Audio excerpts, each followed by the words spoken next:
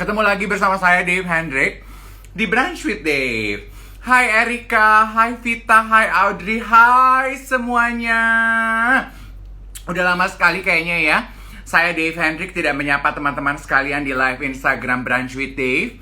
Tapi aku melihat beberapa masih terus menyaksikan Brunch with Dave di YouTube-nya Bazar Indonesia. Sama seperti edisi kali ini, kita akan membahas mengenai kesempatan kedua dalam hidup bintang tamu kita, Titi Rajo. Saya udah lihat Titi udah langsung hadir tuh. Hai, apa kabar, Dave? Baik dong. Aduh, aku mau buka kaca. Mau buka kacamata. Gue tuh mau live sama lu, tiba-tiba semalam gue bintitan dong. Benci banget deh. Kece dong. Kamu di mana sih? Kayak lagi di luar pulau nih pemandangannya. Ya, dalam pulau kok. Oh iya. Gimana kehidupan? Sehat-sehat sayang? Alhamdulillah berjalan dengan lancar, sehat semuanya. Ya, prihatin juga dengan situasi yang ada, tapi ya kita harus jalanin dengan sebaik-baiknya. Gitu aja. Oke. Aku tuh lihat di Instagram kamu tuh sempat ke California ya selama rentang pandemi ini. Ada di highlights kamu. Is it true? Iya, aku sempat ke sana kemarin untuk ngurus beberapa pekerjaan suami dan aku juga. Terus pulang yang Oh, di karantina, kamu lihat karantina ya, Dev? iya betul. Oke, oke.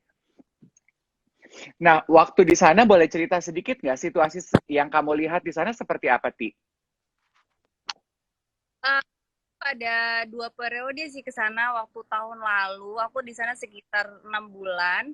Dan kalau yang kemarin yang pulangnya di karantina, yang kamu lihat di highlights itu cuma 1 minggu ke Oke. Californianya. Ya, sebenarnya nggak jauh beda ya, karena Hmm. uh, waktu yang aku tinggal di sana 6 bulan itu lagi heboh-hebohnya Trump ya. Ah, ah, ah, ah.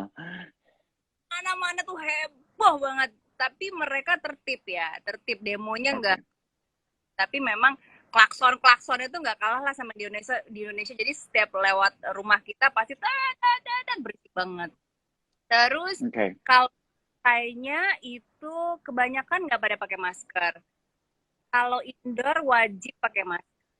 Dan aku merasa di sana merasa relatif aman karena kan Amerika itu besar banget, luas, jaraknya pun otomatis kan berjauhan semuanya.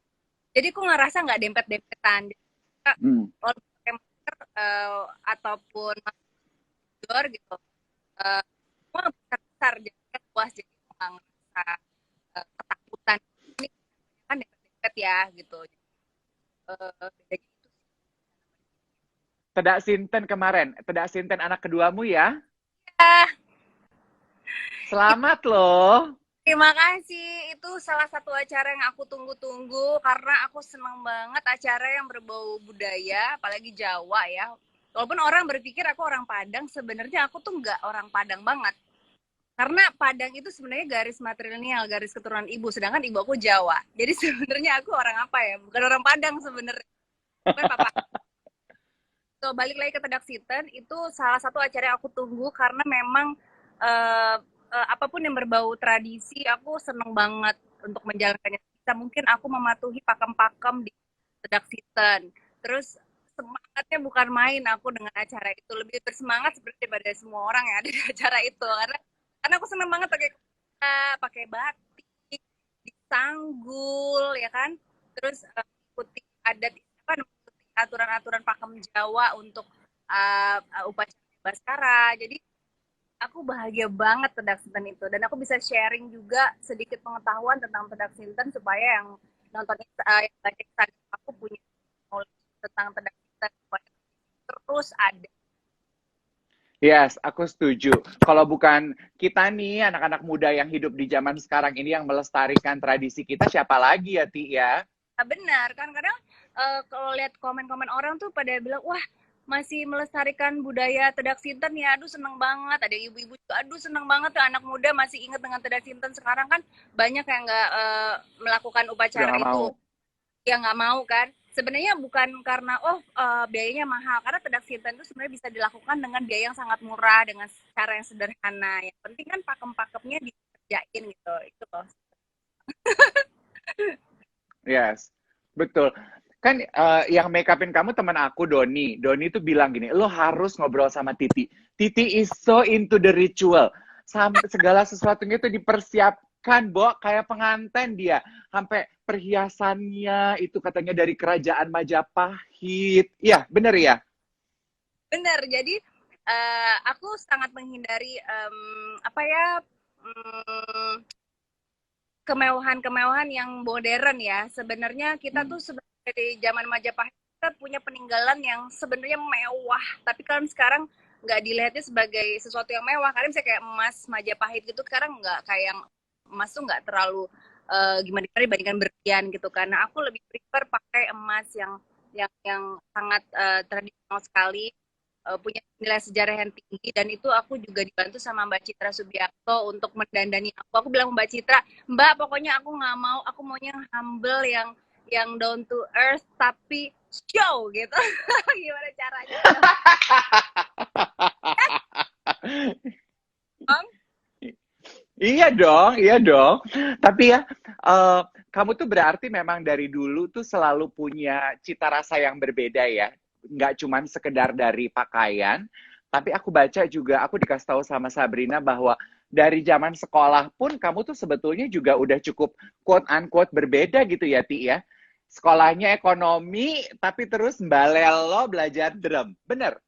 Ya sebenarnya sekolah ekonomi, terus aku ngambil kuliahnya S1-nya musik. Aku Bachelor of Music di Institut Musik Daya Indonesia.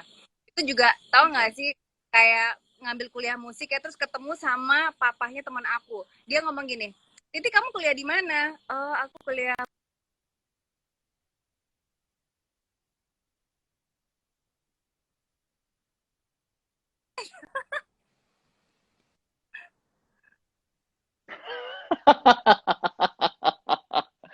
Oh my God. Yes, yes, yes. Ah, terputus lagi. Oke. Okay. Nah, Ti, sebetulnya siapa yang mempengaruhi kamu sehingga akhirnya kamu so into music? eh siapa ya? Sebenarnya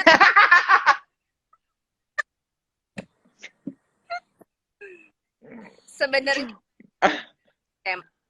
ya, tapi kemudian apa namanya, aku ketemu dengan seseorang waktu itu ya yang juga musisi yang mempengaruhi juga Oke, hidup oke, aku di sebenar-benarnya.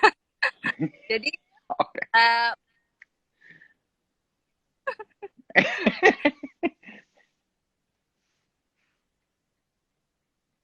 Oke, oke.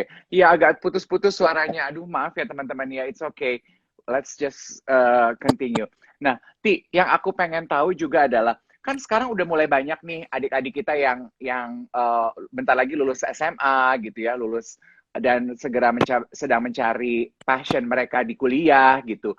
Apa yang ingin Titi, apa yang bisa Titi bagi kepada mereka gitu, karena kan kayak kamu gitu, kuliahnya ekonomi, terus ternyata menemukan passionnya di musik, terus putar haluan.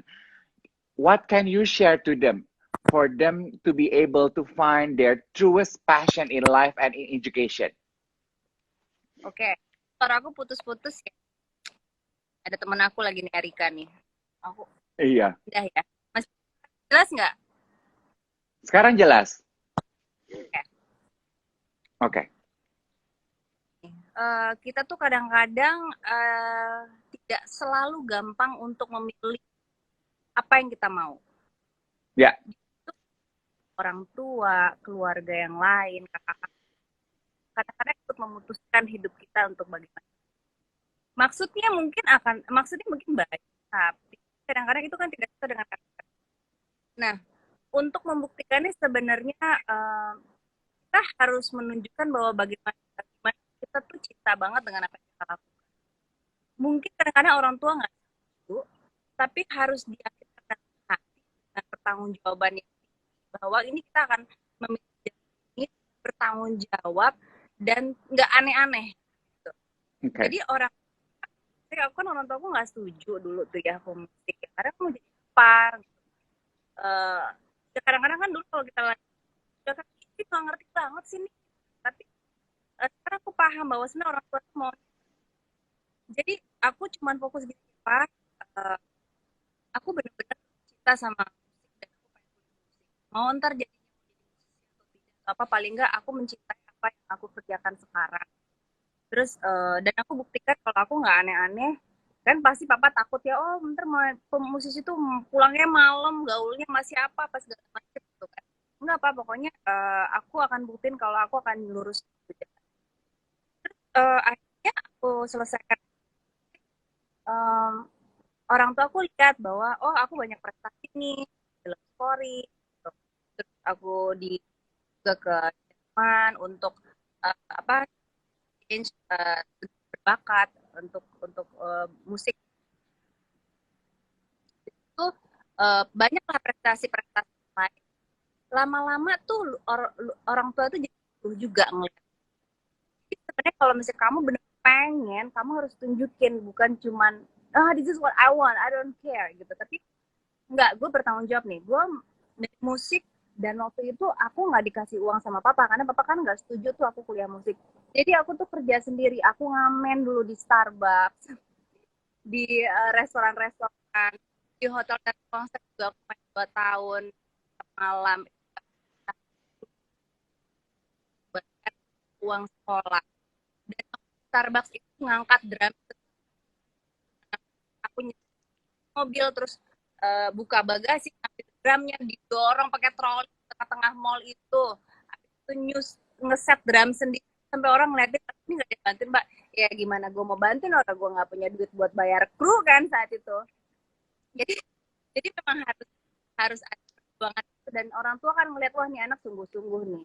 Tuh, alhamdulillah kan ya lurus-lurus aja ya jalannya, alhamdulillah. Jadi orang tua juga senang gitu. Selama kamu benar-benar yakin dan bertanggung jawab, insya Allah tuh ada aja. Walaupun nggak gampang, tapi pasti insya Allah bisa. Oke, noted. Betul banget apa yang dibilang sama Titi, bahwa kadang-kadang dalam hidup tuh kita terlalu mendapatkan titipan-titipan pesan gitu ya, ingin menyenangkan orang tua, menyenangkan keluarga, ya. Betul. Sehingga ketika kita menentukan keputusan-keputusan major dalam hidup kita seperti pendidikan, itu juga ya kadang-kadang kita tidak melakukannya untuk kebahagiaan kita sendiri. Nah, benar. Yang aku juga pengen tahu adalah you are very open about your journey also. Dalam arti Titi membuka dengan begitu jujurnya kepada publik bahwa saat ini Titi sedang menjalani pernikahan Titi yang kedua, ya Ti ya? Iya, itu kayaknya nggak perlu jujur, udah tahu juga sih kayaknya orang. Ya. Kan gue pengen manis.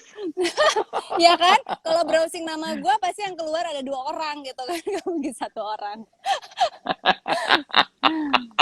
Ya. Yang aku pengen tahu adalah kan ada jeda waktu 3 tahun tuh Ti, sebelum akhirnya Titi menikah kembali.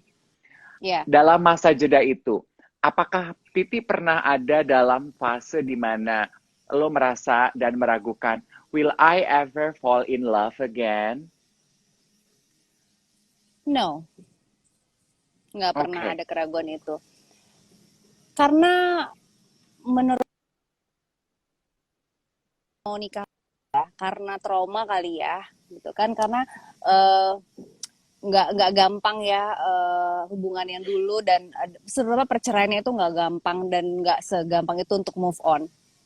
Dan aku percaya pasti akan ada cinta yang lebih baik gitu. Walaupun aku berpikir saat itu nggak mau nikah lagi gitu, tapi aku percaya pasti aku ada seseorang yang menemani aku.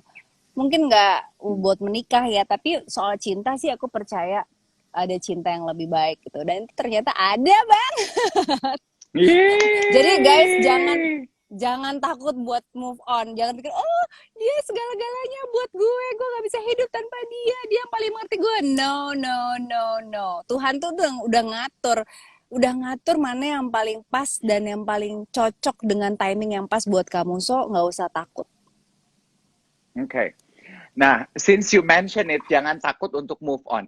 Kan buat yang ada dalam fase periode itu dalam kehidupan teman-teman yang nonton, pasti kan ngomongnya ya gampang ngomong gitu ya. Tapi Titi udah pernah melalui itu. Back then, what did you do Siti untuk menggerakkan perasaan lo untuk oke, maju?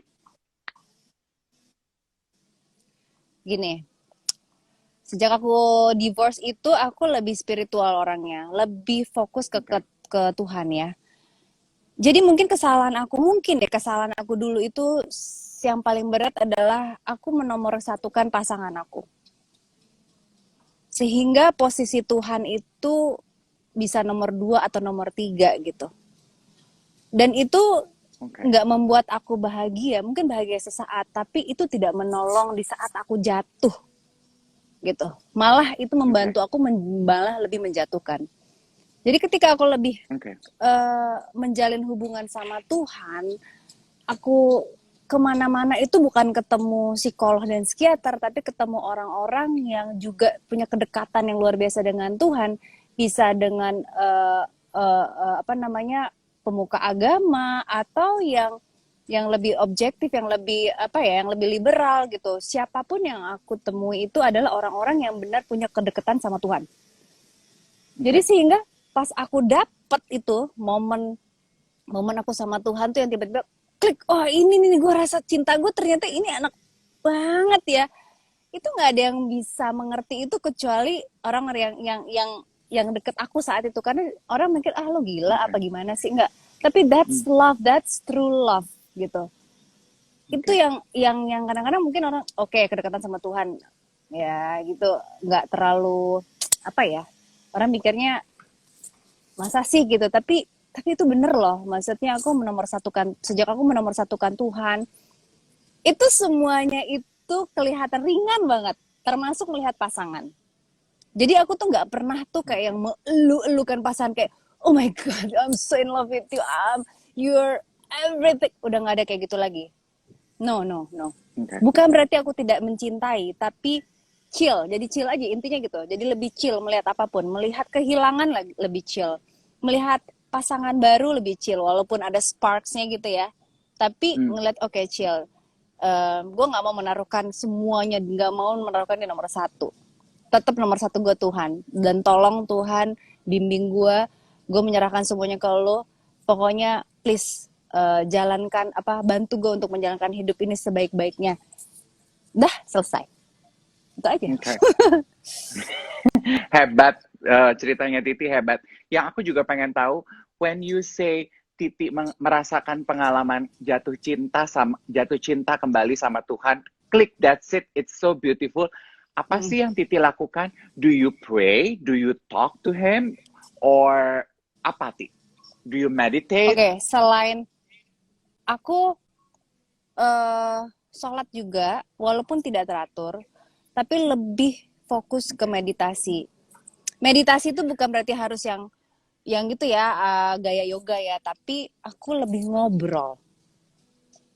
Aku lebih ngobrol sama Tuhan sebelum tidur, bangun tidur, lagi bengong, ngobrol aja. Kayak ngobrol sama Tuhan, terus ngobrol sama diri sendiri. Tuh kayaknya nyambung gitu, diri sendiri ke Tuhan. Aku ngerasa Tuhan ada di diri kita kan. Jadi kayak ngobrol sama diri sendiri tuh kayak ada Tuhan di dalamnya gitu. Jadi kayak ngobrol, apa sih, lo mau apa sih dalam hidup ini? Lo ngapain lagi sih? Lo melakukan kesalahan apa kemarin? Apa lo mau melakukan apa lagi ke depannya? Kayak gitu loh. Untuk apa sih yang lo mau? Gue pengen hidup yang sederhana, gue suka alam semesta, gue pengen bisa menghargai alam semesta supaya alam semesta juga baik sama gue pengen punya anak-anak yang baik, kayak gitu-gitu aja sih, hal-hal yang sederhana. Dan tidak ada mengelulukan perasaan yang gue pengen punya pacar, gue pengen punya cowok, gue pengen punya suami. No, itu semakin gue pengen kayak begitu, semakin gak ada gitu. Tapi semakin gue let go, semakin relax dan tetap ngobrol sama diri sendiri, itu ada aja yang datang gitu, yang baik-baik semuanya. Jadi Oke, Gitu caranya sih. oke. Eh, Sebelum akhirnya memutuskan untuk kawin sama yang pujaan hati yang sekarang, how do you know that he is it? He is the one. Setelah Apa gue yang dia melihat, lakukan mungkin? mm-mm. Hmm, Sebenarnya kalau misalnya orang kadang-kadang jatuh cinta, oh karena dia tuh baik banget, standar ya, Bo. Semua orang juga baik kan, mm-mm. basically. Tapi juga kadang-kadang Iya. yang baik-baik ujungnya juga nggak baik. Kita kan nggak pernah garansi ya. Terus ada yang bilang, oh itu banget, ganteng banget apa segala macam, mapan gitu. Sebenarnya kalau aku sama suamiku ini pas ngelihat itu aku ngerasa kok dia bisa membuat aku lebih dewasa dalam berpikir. Dia Oke, orang yang nggak selalu manut sama apa yang aku bilang. Ketika aku melakukan kesalahan, dia orang yang sangat berani untuk menegur dengan keras. oke, Gitu. Dia dengan segala kemapanannya, dia mampu membuat aku menjadi hidup lebih sederhana. Gitu. oke. Jadi aku pun tidak melihat dia tuh orang yang wah mapan apa segala macam. Tapi enggak, justru dia sangat mengajarkan aku banyak tentang hidup gitu ya. Ya standar ya buat tentang hidup, tapi susah ya, hidup yang dia ajarkan itu kayak klik aja ke gue gitu kan. Gue tuh orangnya tuh dulu sangat dominan ya, terus biasalah ya cewek-cewek nggak mau diatur gitu kan, ngerasa kerja semua sendiri gimana ya, kan aku dulu kan kerja Hmm, semua sendiri gitu ya. Menghidupi anak juga sendiri, jadi udah biasa independen, jadi nggak mau dikasih tahu kan orangnya. Nah, ini suami aku yang ini tuh bisa dengan caranya dia tuh ngasih tahu dengan cara dengan sangat baik dan masuk di kepala dan di hati gitu. oke. Itu dia tuh ya. Iya. Yes, kan Titi juga punya anak perempuan. Apa Ya, yang Titi ajarkan dari pengalaman hidup Titi, nilai-nilai untuk melanjutkan hidup sebagai perempuan yang baik? Karena, because for me personally, life is tougher on women. exactly. Ya, ya, ya kan? Iya, Jadi punya anak perempuan tuh, aduh, astaga bebannya iya. gitu. Iya, karena perempuan itu sebenarnya lebih kuat kan katanya ya daripada laki-laki, dan perempuan itu hadir di dunia ini untuk membantu laki-laki katanya ya, katanya. Kenyataannya juga kayaknya begitu deh. Yes, true, true, Jadi true. yang aku bilang sama anakku sih, aku berpesan, Miyake kalau kamu gini aja, namanya Miyake ya. Miyake kalau kamu Ya, ingin alam semesta Tuhan ini baik kepadamu, kamu kasih yang baik gitu aja. Karena kalau ibu percaya dengan karma, maksudnya hmm, kalau kamu berbuat jahat itu pasti akan ada bayarannya. hmm, Jadi kamu pikir-pikir kalau kamu mau berbuat sesuatu, kamu pikir-pikir dampaknya. Itu aja. hmm, okay. What comes Ya, around nggak usah goes panjang-panjang. Kalau around. panjang, Apa yang kita tabur. iya, iya. Kalau anak-anak kan dikasih tahu, ibu, gitu kan. Tapi kalau aku, Nyake, you have to do what you have to do. Kamu lakukan dengan senang, lakukan dengan Hmm, cinta. Tapi berpikir sebelum bertindak, itu aja udah. hmm, okay. Buat Titi, apa yang saat ini Titi punya atau miliki dalam hidup yang mungkin, say, 5 tahun lalu belum atau tidak Titi miliki? Oke. Aku tidak memiliki waktu untuk mencintai diri sendiri dulu. Sibuk Uh. mencintai orang lain. Oh, I think I think women do that a lot ya. Women Iya, is iya. naturally a caregiver. Selalu mendahulukan pasangan, keluarga, anak. Dan akhirnya sometimes women forget to have a little time for themselves. Yes? Yes, yes. Karena kan perempuan itu pakai emosi ya. Kalau laki-laki Hmm. tuh pakai logika. Jadi kan laki-laki tak tak tak tak tak, kadang-kadang nggak ada emosinya. Kalau perempuan kadang-kadang too emotional. Kadang-kadang logikanya nggak jalan gitu. Dan kalah dengan ya itu, kadang-kadang memang begitulah nasib perempuan ya. Nah, kita kan harus benar-benar wise aja menghadapi ini gitu, tanpa harus kebanyakan komplain dengan ini, karena ini udah begini kayak aturan hidupnya itu, dunia ini begini, perempuan begini, laki-laki begitu. Ya kita harus adjust aja. Oke. Bicara mengenai adjustment, apakah ada adjustment yang Titi lakukan atau Titi rasakan berubah dari kehidupan Titi sekarang karena pandemi ini? Karena pandemi ini sebenarnya seperti banyak orang juga rasakan, pasti hubungan ke keluarga lebih dekat ya, karena mostly menghabiskan waktu di rumah bersama keluarga gitu. Terus aku lebih fokus ke diri sendiri juga, dan anak-anak udah pasti ya, tapi lebih fokus ke diri sendiri. Aku bikin apa ya nih sekarang ya, dan ternyata aku bikin studio di rumah, studio musik. Jadi aku bermusik lagi, dan Yeay! bulan depan aku mau keluarin single, sekalian ya aku promosiin. Oh, yay! Congratulations! Yeah. Bulan depan show ya. Sio ya, kasih kabar ke kita ya Ti kalau udah rilis. Iya dong. Iya, ntar aku kasih kabar. Pokoknya ini hasil kerja keras aku sendiri. Biasa dulu aku kalau bikin musik selalu ada partner, semua dibantuin, masih kayak berdua atau bertiga. Tapi sekarang I did it my own. Dari mulai masang kabel, komputer, beli peralatan semua, nyolok-nyolok semua sendiri, sampai bikin musiknya sendiri, ngisi aransemen sendiri, terus nyanyi sendiri, main drum sendiri. Wih, mandiri. Balik lagi ke waktu awal-awal ya, semua dikerjain sendiri, zaman masih ngamen di Iya, Starbucks tadi di awal cerita. Iya, all by myself ya, Bo. Yes. Titi kan bilang bahwa perubahan yang terjadi adalah menemukan cintanya lagi sama Tuhan, kemudian punya waktu untuk mencintai diri sendiri. Dua itu kan kayaknya sederhana tapi major banget. Setelah dua box itu ditik sudah kamu lakukan.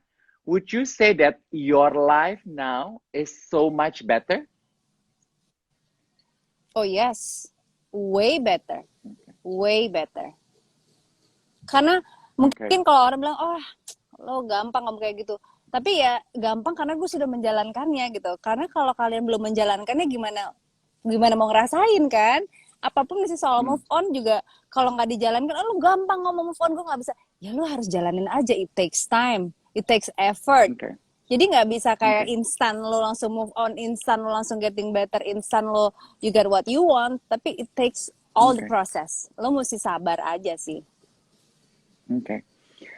Apalagi sih yang diinginkan seorang Titi Rajo dalam hidup saat ini untuk kedepannya? What else do you want to achieve? Apa ya? Nggak ada sih, aku nggak ada achievement yang gimana-gimana. Aku merasa kalau sekarang aku lagi bikin musik, aku pengen musik aku dengar orang, aku pengen bisa produksi musik lagi yang lebih baik gitu. Tapi untuk achievement, gue pengen kayak dulu ya, dulu kan ambisinya tinggi sekali ya, gue pengen begini, gue pengen begitu, pengen begini. Sekarang kayaknya enggak deh, gue sudah bersyukur dengan apa yang ada. Ketika mood gue pengen bikin sesuatu, gue kerjain itu gitu, dan gue berusaha untuk komit dengan itu, walaupun susah ya Nek, sekarang ada anak 2 ya, mau bikin musik pun banyak, kadang-kadang ada aja gitu yang nggak fokus, karena aku udah punya tim nih, aku udah punya segala macam, kadang-kadang Mbak Titi gini, oh iya bentar urusan anak, urusan keluarga apa segala macam, cuman ya itulah, itu nikmatnya kadang-kadang ya.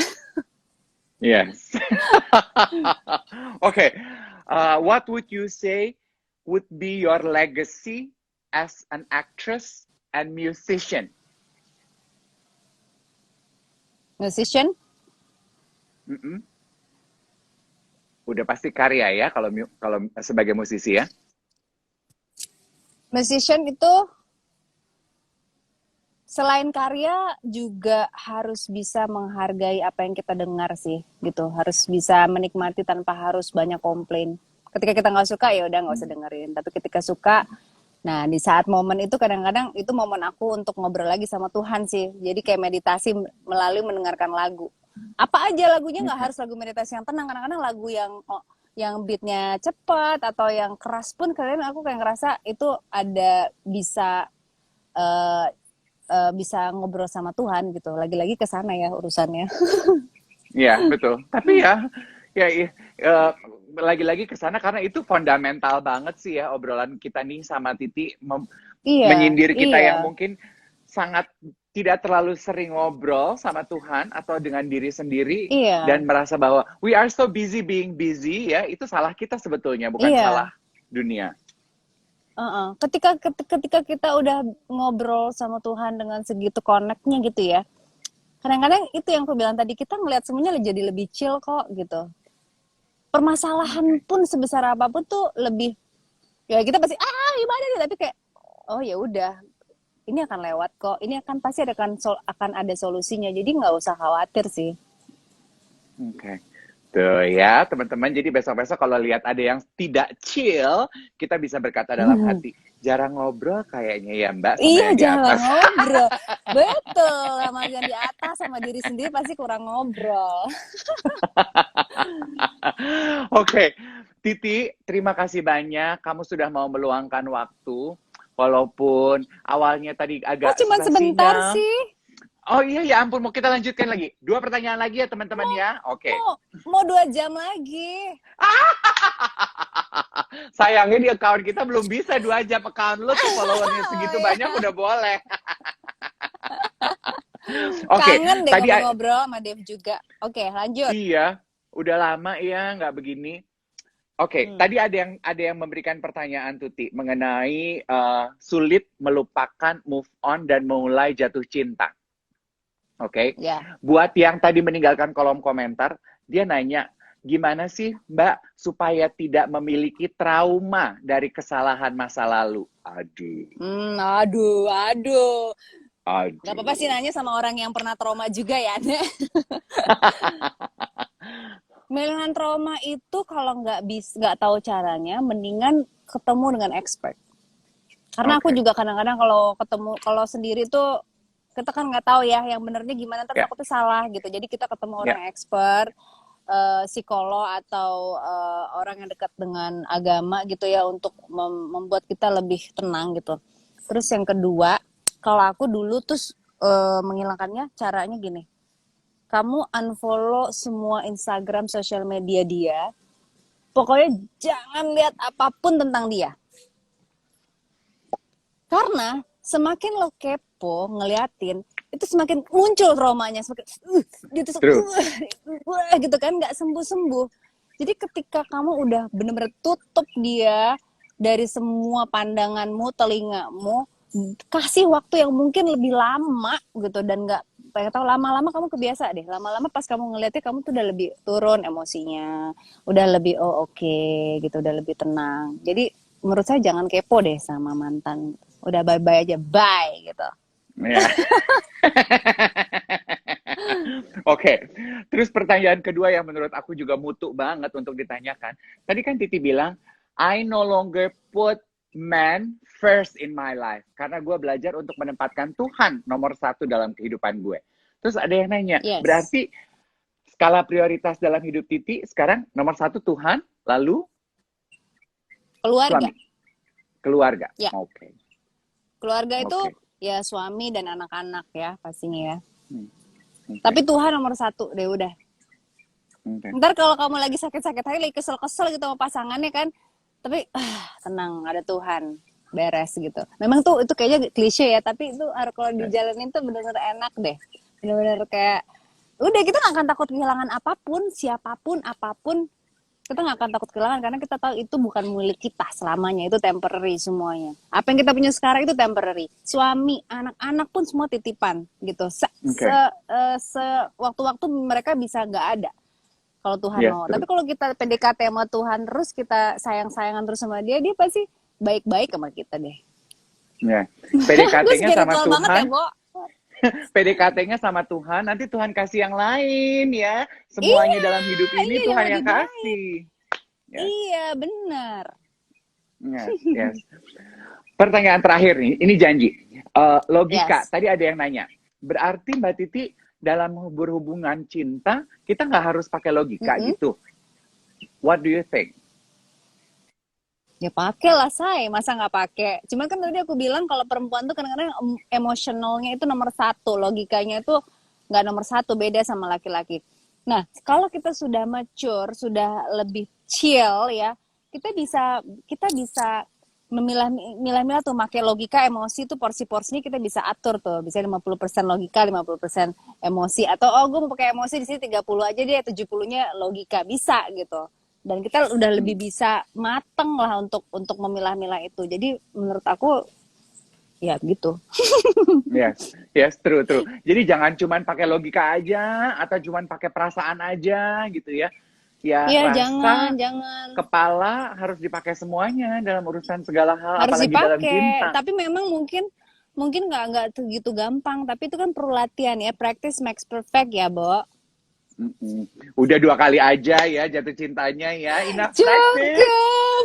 Ina, kalau itu nggak jangan banyak-banyak kalau bisa. Oke, Titi, thank you banget. Ya, Kamu tuh thank you banget deh. membuka semua cerita tanpa dibendung. I love you for that. Thank you so Thank you much. so much, Dave. Ntar ngobrol-ngobrol lagi ya kita kapan-kapan ya. Yes, nanti ketemu berikutnya kita tatap muka ya, ketika segala sesuatu Iya sudah mereda. dong. Iya dong, kita luapkan semuanya ya kan?